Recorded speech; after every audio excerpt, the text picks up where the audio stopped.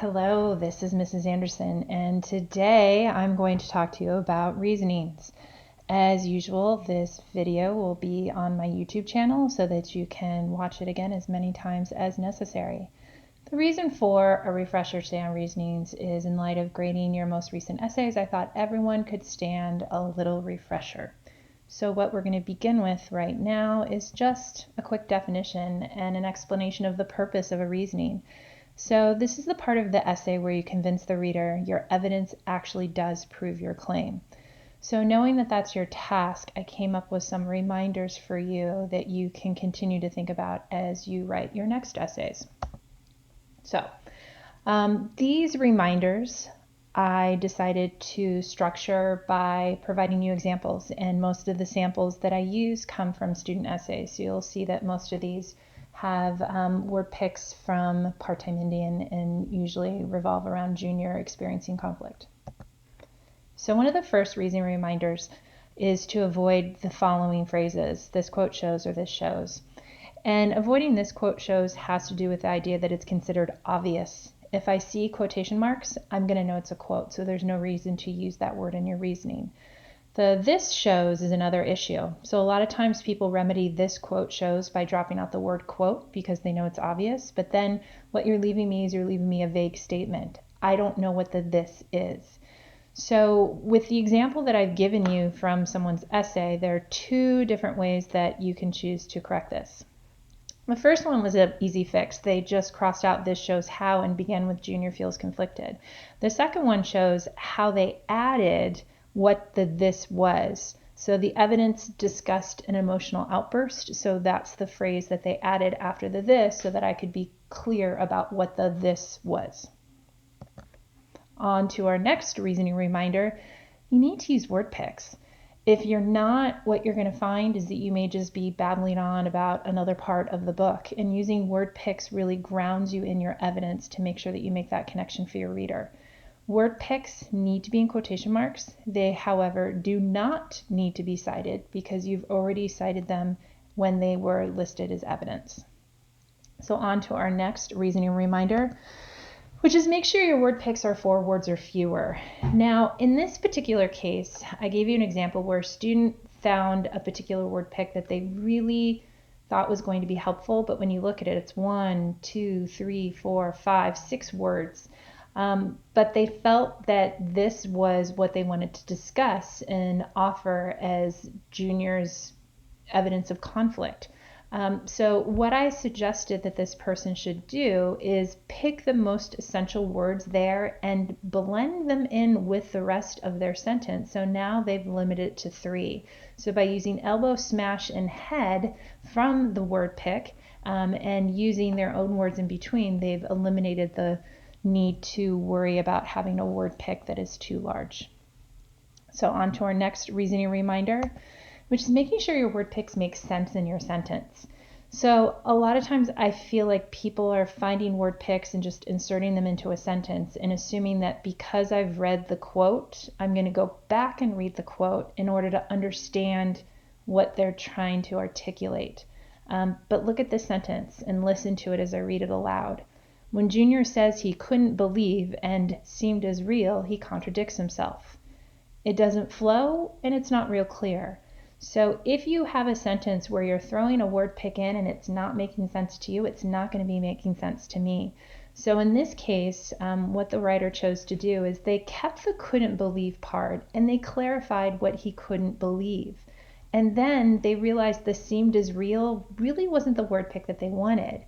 The flying to the moon part was the essential part that didn't seem real. So they swapped that word pick out, and you notice that what they have now makes a lot more sense as an argument that the reader can follow. So if we look at our next reminder, I want to remind you to stick to 1 word pick or 4 words or fewer per sentence.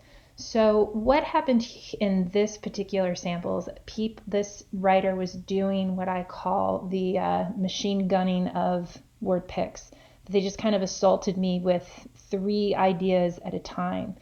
And I think possibly this person felt like they had a really strong argument because they had 3 word picks to support their idea. but it's too much and it's too overwhelming.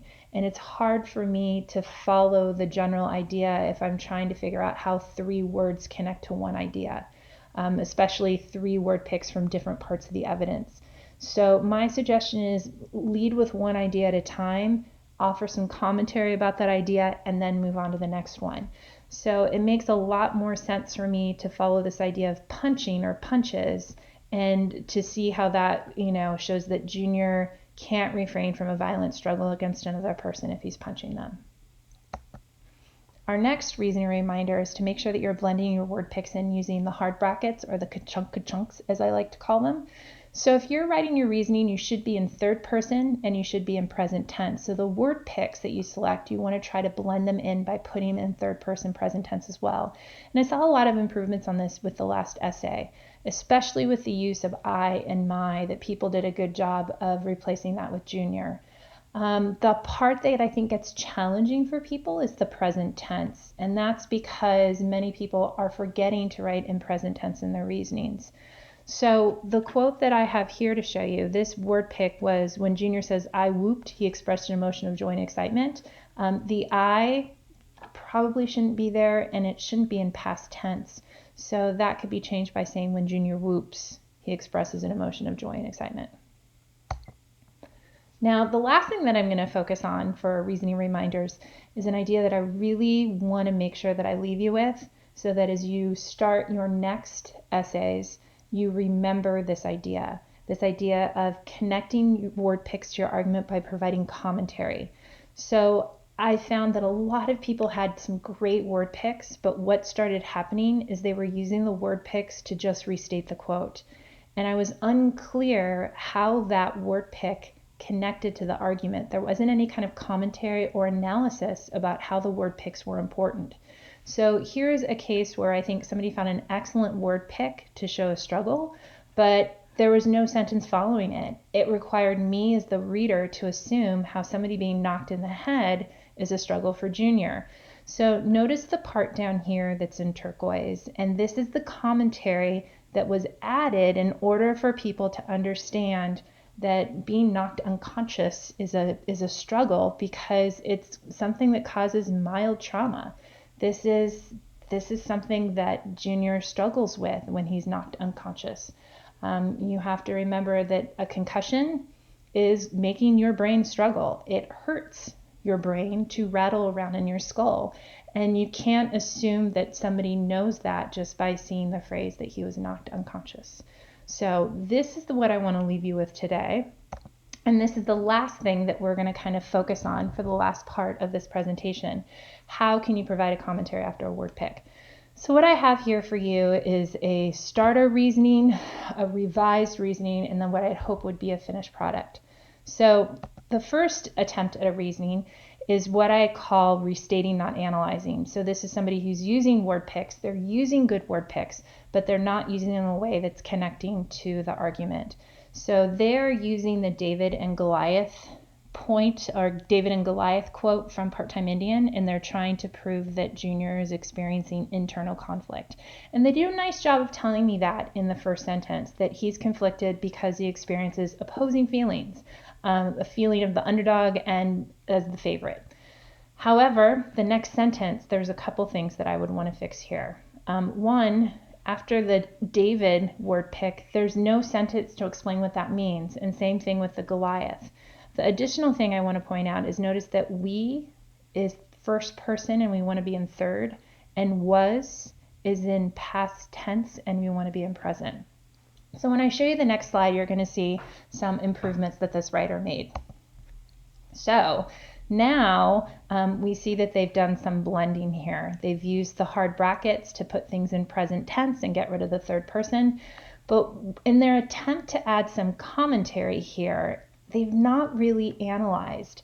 What they're doing now is they're talking about plot that's not in the quote.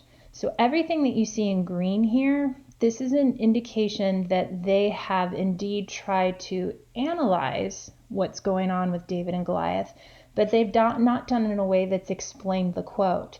They are talking about something that's happened before or after this quote, and so it's no longer grounding their argument in evidence.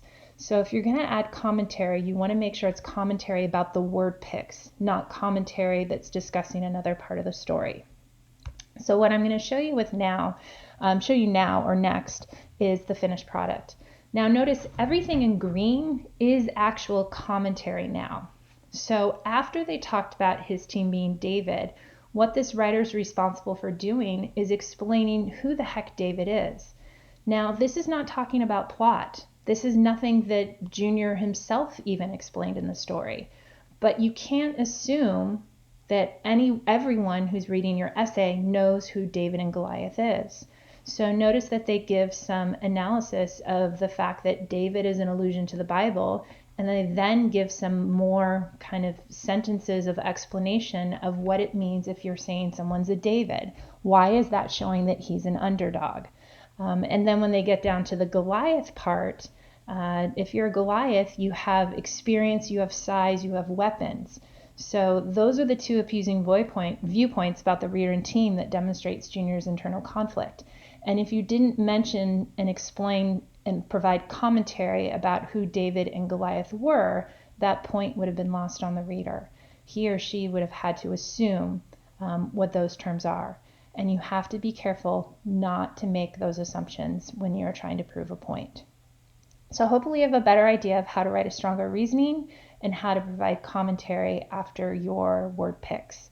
And I wish you best of luck with your next writing endeavor.